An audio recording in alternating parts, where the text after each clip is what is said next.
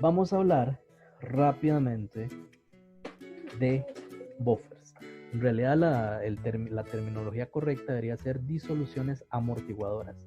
Nada más que, bueno, voy a escribirlo, disoluciones amortiguadoras. Pero también se le conoce, más que todo en España, se utiliza mucho la terminología disoluciones tampón, y en países de habla inglesa sí se utiliza mucho la terminología de disoluciones buffer. Entonces aquí lo adoptamos y también se habla de amortiguadoras o buffers. ¿Qué es lo que hacen? Y esto sí como que quiero que quede muy claro. Vean que, como siempre les digo, la idea no es empezar a hacer sumas, restas, divisiones, multiplicaciones a lo tonto, es entender qué es lo que estoy diciendo. Y eso involucra entender qué es un buffer. El buffer es al fin y al cabo una disolución que evita cambios bruscos de pH, amortigua esos cambios bruscos. Entonces, de hecho, y eso ustedes lo hicieron en la práctica de química 2 de laboratorio, básicamente vamos a comparar agua y vamos a comparar una disolución amortiguadora. Entonces, el agua pura, así perfectamente pura, recién destilada, tiene un pH de 7. Yo o cualquier persona puede preparar una disolución amortiguadora con un pH 7. Entonces básicamente es un liquidito, son dos liquiditos, el de izquierda y el de la derecha, los dos, yo les mido el pH 7. La diferencia es que si yo le echo a esta una pizca, y cuando digo una pizca puede ser literalmente una gota de ácido, ¿qué es lo que va a pasar? El pH se va a disparar hacia abajo. Depende obviamente de la concentración y del volumen, pero entonces puede que literalmente con una gota termine en un pH de 5, de 3, de 1 inclusive. En cambio, una disolución amortiguadora le puedo echar relativamente bastante ácido, bastante HCl, y el pH obviamente va a disminuir, pero va a disminuir muy poquito. Igual aplica con las bases. Si yo le echo una disolución de potasio, hidróxido de potasio, el pH se va a disparar hacia arriba. En cambio, una disolución amortiguadora no se va a disparar, va a subir, pero va a subir muy poquito. Entonces, las disoluciones amortiguadoras son importantísimas para la industria y muy importantísimas para la vida. ¿Por qué por la industria? Y para evitar que las cosas se pongan muy ácidas o muy básicas muy rápidamente, preservar sustancias, preservar alimentos. Y en la vida, y por ejemplo, la sangre tiene que tener una disolución amortiguadora. Si de pronto a otro respiro, inhalo algo, me tomo algo y el pH se dispara, me moriría. Por eso las disoluciones estas son muy importantes. O aquellos que trabajan con tejidos o células, también algunas de ellas son muy delicadas y tienen que estar en un cierto pH porque si no se mueren. Entonces esto de las disoluciones amortiguadoras sí es entender que es importantísimo. Segundo, entender que las disoluciones amortiguadoras se tienen que hacer o se tienen que formar siempre con un ácido débil va con una L, qué pena, débil, y su base conjugada. O en su defecto, una base débil y su ácido conjugado. ¿Qué significa esto? Por ejemplo, yo puedo tener el ácido fluorhídrico y el ion fluoruro. O puedo tener el amoníaco y puedo tener el ion amonio. Si yo tengo estas dos cosas juntas, obviamente esto o este otro caso, voy a tener un buffer. Punto. ¿Qué implica eso? Yo puedo tener un buffer entre el ácido clorhídrico y el ion cloruro, o entre el hidróxido de sodio y el ion sodio. No, no puedo. Eso no serían disoluciones amortiguadoras. Tienen que ser ácidos débiles y tienen que ser bases débiles, como para que eso pueda ocurrir. Entonces, número 1, identificarlo. Número 2, hay que identificarlo, pero también, y esto es algo un poquito más pragmático, muy interesante, hay que saber escoger. ¿Qué quiero decir? A continuación voy a poner una lista de sustancias. Por ejemplo, yo tengo el HF y el ion fluoruro. Voy a tener el ácido cianhídrico y el ion cianuro. Y una más. El ácido nitroso y el ion nitrito. Ojo, muy importante, también he visto que a veces se confunden con eso. Vean que esto me representa una disolución amortiguadora, pero perfectamente yo lo puedo escribir como HF y fluoruro de sodio. ¿Por qué? Porque evidentemente yo no tengo un tarrito que me guarde solo aniones. Yo no puedo tener, le estoy agregando fluoruro. Si yo he hecho fluoruro, el fluoruro tiene que estar pegado a un contraión, tiene que estar pegado a algo. Perfectamente puede ser sodio o perfectamente puede ser potasio. El asunto es evidentemente que haya el ácido y la base conjugada. Que la base conjugada esté pegada a otra cosa no afecta en absolutamente nada. ¿Por qué lo indico? Porque muchas veces marcar con XD, marque la opción donde se muestra una disolución amortiguadora. Sí pueden señalar esto, pero cuando ven algo así, sí dicen que está malo, dicen que no es. Obviamente sí, que esté pegado a un contraión, pues no significa nada. Igual, qué sé yo, el ácido cianhídrico y una disolución de cianuro de sodio. Y vamos a poner el ácido sulfuroso y una disolución de nitrito de potasio. Ok. El asunto es que a ustedes de forma experimental les dicen, prepare usted una disolución amortiguadora. Pero hay un pequeño truco. Ese pH de la disolución amortiguadora tiene que ser 9. Hagan lo que hagan, tienen que llegar a ser 9. ¿Cuál escojo? Escojo el del ácido fluorhídrico, el del ácido cianhídrico, el del ácido nitroso. Y aquí viene el truco, que es en lo que uno se tiene que fijar, en las pKa's. Si ustedes se fijan en la pKa del ácido fluorhídrico, la pKa es de 3,167. La pKa del ácido cianhídrico es de 9,208. La pKa del ácido nitroso es de 3,149. Ahora, si a mí me piden que el pH sea de 9, yo voy a escoger el ácido que tenga un pH cercano, una pKa cercana al pH. ¿Qué significa? Significa que si la pKa es de 3, no lo voy a usar para hacer una disolución amortiguadora con pH 9. Esto no me sirve, este no me sirve. ¿Cuál sería la disolución amortiguadora que me sirva? La del ácido cianhídrico con cianuro de sodio. Entonces, saber cuáles son los valores de pKa me sirven mucho para poder escoger el par correcto o el par ideal para hacer una disolución amortiguadora. Y alguien puede decir, ¿por qué?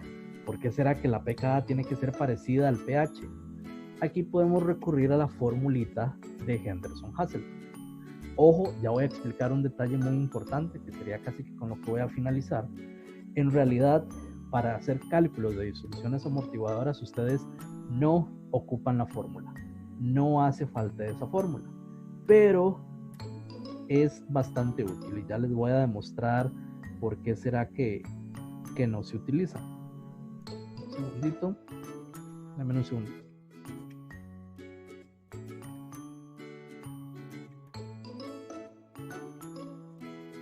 Listo, disculpe. Entonces, básicamente, solo entender esto. La formulita nos dice que el pH es igual a la pKa más logaritmo de la base conjugada entre el ácido. Ojo, vean que esa fórmula es perfectamente válida, pero si alguien me dice, no, es que yo me encontré en internet que la fórmula dice que el pH es igual a la pKa menos el logaritmo del ácido sobre la base conjugada, perfectamente válida. ¿Por qué? Porque es una propiedad de los logaritmos. Punto, nada del otro mundo. El asunto es que ustedes utilizan la que sean, pero la utilizan bien. Porque a mí no me gusta aprender fórmulas de memoria porque se me olvidan. Era más, era menos, era el ácido arriba, la base abajo, siempre me confundo, me da miedo, entonces mejor hago todo el proceso largo. El asunto es que la fórmula es muy útil, acorta un montón el tiempo, pero hay que tener cuidaditos importantes que ya casi les menciono. Pero bueno, en fin, existe la fórmula que es súper útil. Ahora, ¿por qué el pH tiene que ser igual a la pKa? Vean que básicamente siempre el pH va a ser igual a la pKa más algo. Ojo, los logaritmos a veces son negativos. Recordemos que si tenemos un logaritmo menor de 1, sería un valor negativo, pero bueno, en fin, el pH siempre va a rondar la pKa. ¿Qué significa eso? Significa que si yo sé que el pH es igual a la pKa y la pKa es de 3,167 y eso es más un algo, y para que el pH sea 9, ese más algo tiene que ser enorme. Y entonces las diferencias de concentraciones van a ser muy grandes. En cambio, si yo sé que el pH tiene que ser 9 y yo sé que la pKa es de 9,208, ese más algo va a ser pequeñito, obviamente negativo, pero pequeñito. Por eso es que siempre uno prefiere utilizar las disoluciones amortiguadoras que tengan valores de pKa cercanos al pH que deseo. Entonces, ahí por ese lado las pKa son muy útiles y esta formulita de Henderson-Hasselbalch pues va a ser bastante útil. Ahora, otro detallito importante. Ahorita voy con la disolución con el ácido triprótico. Solo quiero que entendamos algo. Por ejemplo, yo tengo una disolución amortiguadora que está formada por 0.1 molar de ácido fluorhídrico y 0.1 molar de fluoruro de sodio. La pregunta es el pH. Vean que esta pregunta es muy fácil. ¿Qué es lo que podemos hacer? Sí, voy a dejarlo con 0.1, no importa. Así de fácil es. Entonces, pongámosle una ligera diferencia. Este 0.10, este 0.15. Formas de hacerlo. Una es con la formulita de Henderson-Hasselbalch. Otra va a ser el método entre comillas largo. ¿Cuál es el método largo? Yo sé que el ácido fluorhídrico, bueno, obviamente el enunciado me tiene que dar la constante. Me dicen que la constante del ácido fluorhídrico es 6,8 por 10 a la menos 4. Entonces, lo voy a tener para el ácido fluorhídrico. Ahora, ¿qué es lo que vamos a hacer? Sencillo. Vamos a decir que el ácido fluorhídrico, como todo ácido, se separa en H+ y en ion fluoruro. Y como en todo caso siempre hacemos inicio, cambio y equilibrio. La diferencia, vean que siempre, como si el ejercicio hubiera dicho calcule el pH de una disolución de 0.10 molar de HF, y pues solo pongo aquí 0.10 y se acabó. Esto sería 0, esto 0 y hago lo mismo.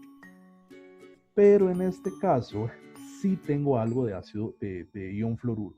Vean que como tengo fluoruro de sodio, esto significa que de ion fluoruro voy a tener 0.15 molar. Es decir, que en hidrógeno tengo 0, de ion fluoruro tengo 0.15 molar. ¿Qué implica? Es el mismo procedimiento, nada más que ahora tengo algo aquí arriba. Y es más, eso es algo que también está ya en el aula virtual. Eso es algo que se conoce como ion común. Ya yo no tengo 0 al inicio, tengo algo en común. ¿Y me complica el ejercicio? No, para nada, es exactamente igual. Esto sería menos x, esto más x y esto más x. El resultado sería 0.10 menos x, 0.15 más x. Vean que es la misma cosa. Yo sé que la constante ácida va a ser igual a la concentración de ion hidrógeno por la concentración de ion fluoruro entre la concentración de ácido. Es decir, que en este caso en particular sería 6,8 por 10 a la menos 4 es igual a x por 0.15 más x entre 0.10 menos x. Y alguien puede decir, no, sí, es lo mismo, pero ahí sí está como más larga la parte aritmética. No. ¿Por qué no? Porque puedo despreciar los valores de x. Vean que como se desprecian los valores de x, literalmente me quedaría como 6,8 por 10 a la menos 4 es igual a x por 0.15 sobre 0.10. Es increíblemente fácil, simplemente mando a multiplicar, mando a dividir. Y entonces, haciendo esto, 6.8 por 10 a la menos 4 por 0.1 entre 0.15, eso nos daría un valor de 4,533 por 10 a la menos 4. Esto sería la concentración de H+, menos logaritmo de eso nos daría un pH de 3,34. Punto, nada del otro mundo. Ahora, ese es el método largo. Uno de los videos que está ahí en el aula virtual muestra cómo, jugando con logaritmos, puedo partir de esa expresión y llegar a la fórmula de Henderson-Hasselbalch. En este caso, insisto, uno le empieza a sacar menos logaritmo a la izquierda, menos logaritmo a la derecha, y entonces nos queda la expresión de que el pH va a ser igual a la, ahí está, menos pKa más logaritmo de la base entre logaritmo del ácido. Y entonces, ustedes perfectamente pueden hacer el ejercicio de la derecha, todo ese procedimiento de la derecha, o simplemente leen este enunciado y dicen, ok, qué sencillo. En este caso, ¿qué es lo que tengo que hacer? Primero, sacar la pKa, menos logaritmo de eso, en el caso del ácido fluorhídrico, menos logaritmo de 6.8 por 10 a la menos 4, me da una pKa de 3,167. Entonces ponen que el pH es igual a 3,167. Logaritmo de, aquí acordar, era base arriba, era el ácido arriba, pero simplemente pondríamos 0.15 molar de león fluoruro entre 0.10. Y si se hace en esa fórmula, pues el pH va a ser igual a 3,34. Entonces vean que no es como que la fórmula es distinta al otro procedimiento, es lo mismo. Lo que viene a hacer la fórmula es simple y llanamente simplificarlo. En parte, hay que tener ciertos cuidaditos, pero básicamente es eso. Uno puede aplicar la fórmula o puede aplicar el proceso de equilibrio que hemos venido viendo desde hace bastante. Detallitos, porque la mayoría cuando ve esto dice, no, la fórmula obviamente es más fácil. En 2 segundos lo hago y no tuve que hacer todo ese proceso.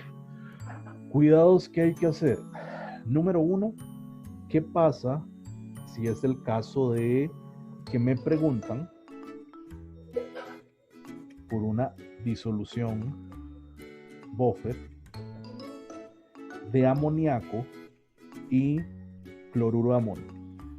Qué sé yo, 0.1 molar de amoníaco, 0.1 molar de cloruro de amonio. Y me preguntan el pH. Sí, muy fácil. Uno dice, el pH es igual a la pKa más logaritmo de la base entre las concentraciones de la base y del ácido. Importante. Ojo, y obviamente me van a dar la pKb del amoníaco.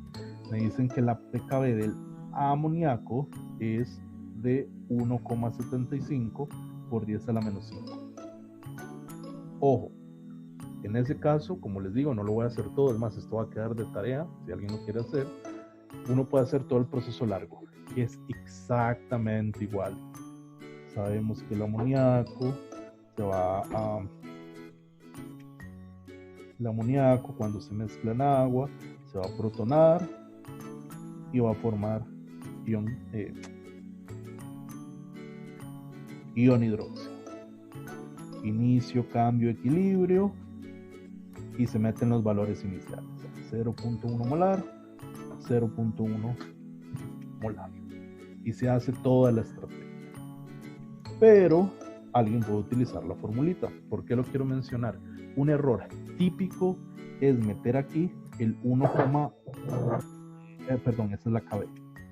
La PKB que nos podrían dar sería, la sacamos súper rápido, menos logaritmo de 1.75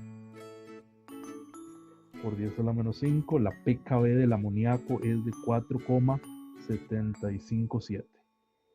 Un error típico es poner aquí, en esta fórmula de Henderson-Hasselbalch, el 4,757. ¿Por qué está súper mal? Porque me piden la Ka y aquí yo tengo la KB. Entonces, si voy a usar la fórmula, tengo que asegurarme que sea pKa. ¿Cómo hago eso? Ya lo habíamos visto. K por KB es igual a KW. Entonces, tengo que asegurarme de tener la Ka.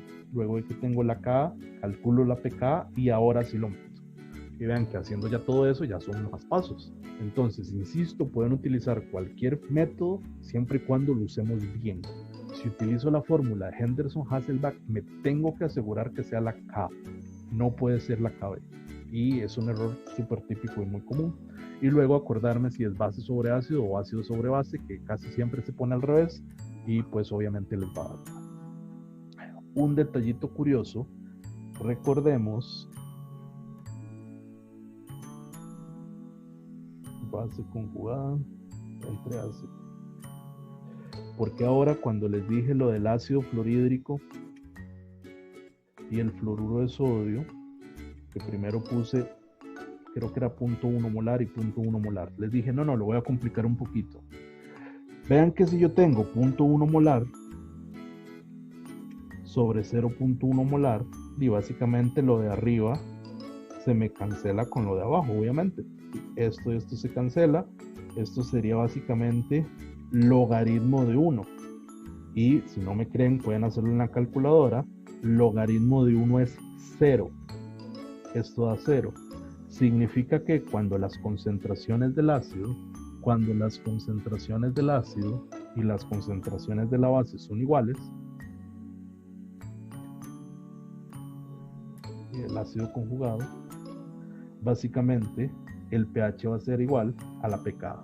Esos son los ejercicios más fáciles de todos. Si a ustedes les aparece esto en el examen, tengo una disolución 0.1 molar de ácido fluorhídrico y 0.1 molar de ácido de fluoruro de sodio, y de una vez me dicen que la pKa de eso es 3,167, no tengo ni que calcular absolutamente nada. Como las concentraciones son iguales, el pH va a ser igual a 3,167 y punto, se acabó, nada más que eso. Entonces ahí para que lo tengan en cuenta. Y el último detallito, ya esto sí, no lo voy a escribir de nuevo. Profe, ¿podría poner el ejercicio que hizo antes de ese? Es que solo puedo verlo ahorita, digamos.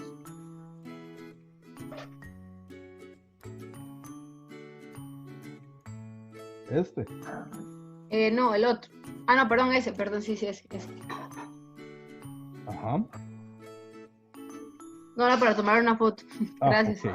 Un gusto. Igual recuerde que esto está grabado y luego lo pueden ver cuantas veces gusten. Ok.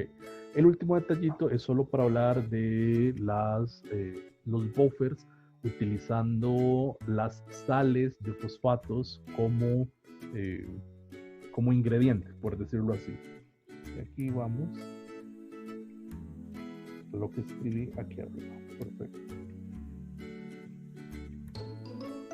Esto. Vean que en realidad esto que tenemos aquí también se puede calcular la pKa, una pKa1, una pKa2 y una pKa3.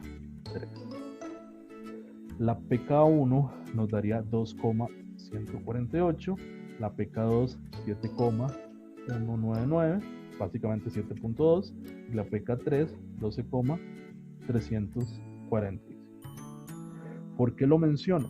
Porque es posible, perfectamente posible, tener una disolución amortiguadora de ácido fosfórico que se mezcle con alguna sal, por ejemplo, dihidrógeno fosfato de sodio. Si yo tengo 1 mol por litro de este ácido y 1 mol por litro de esta sal, ¿cuál será el pH? 2,15. También es perfectamente posible tener una disolución amortiguadora de dos sales. Puedo tener, por ejemplo, el dihidrógeno fosfato de potasio mezclado con el hidrógeno fosfato de potasio. Si yo tengo 1 mol por litro de esta sal y 1 mol por litro de esta otra sal, ¿cuál será el pH? 7,2.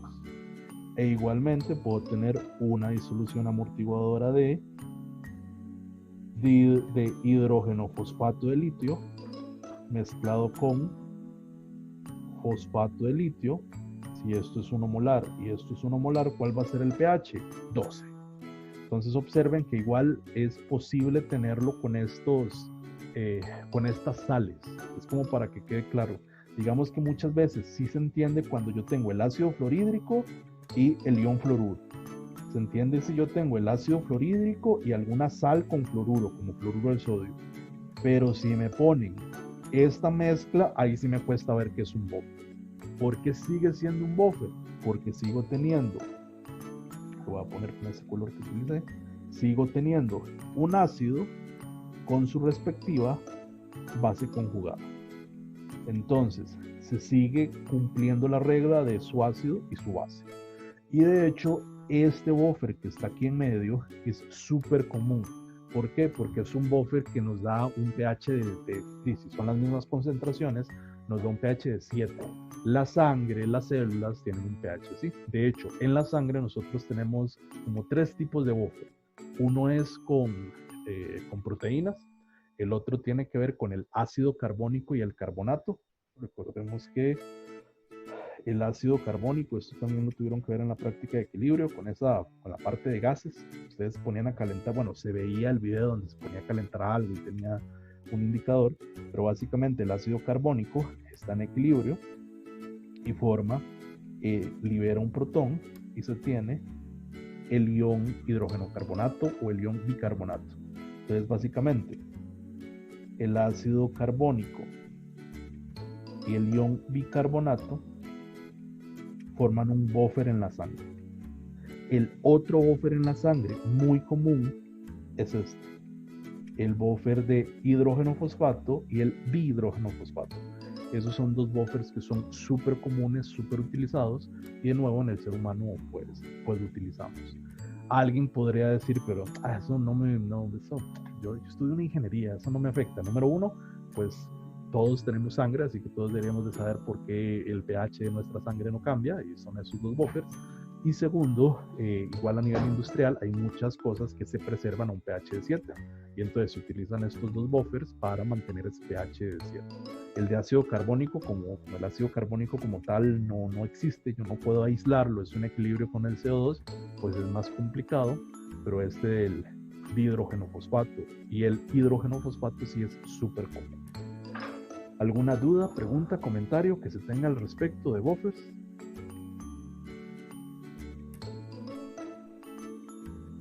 Profe, con esos que son, o sea, como ese de litio y eso, igual se trabaja igual todo. Igual. Con todo lo demás. La misma cosa, exacto. Gracias. Un gusto.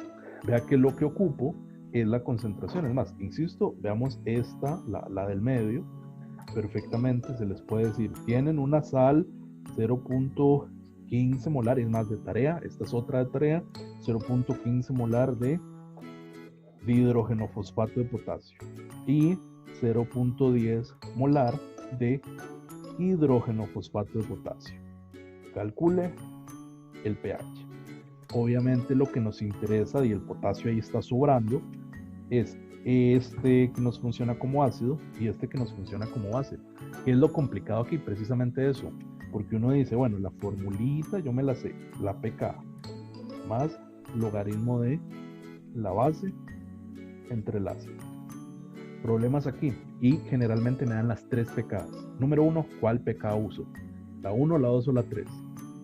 ¿Cuál es mi ácido? Es decir, ¿cuál va arriba y cuál va abajo? Digamos que sí me aprendí de memoria que la base va arriba, pero ¿cuál de esas es la base? Entonces vean que es aplicar la fórmula, pero entender. Mira, yo aquí veo un 2 protones. Aquí veo que ese 2 cambió y ahora es 1.